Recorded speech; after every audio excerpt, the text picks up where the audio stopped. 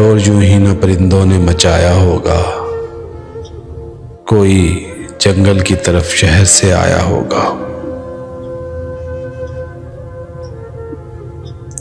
पेड़ के काटने वालों को ये मालूम तो था,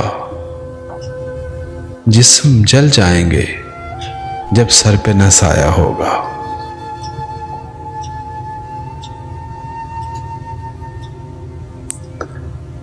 बानिए जश्न बहारा ने यह सोचा भी नहीं, किसने कांटों को लहू अपना पिलाया होगा। बिजली के तार पे बैठा हुआ हंसता पंछी सोचता है कि वो जंगल तो पराया होगा।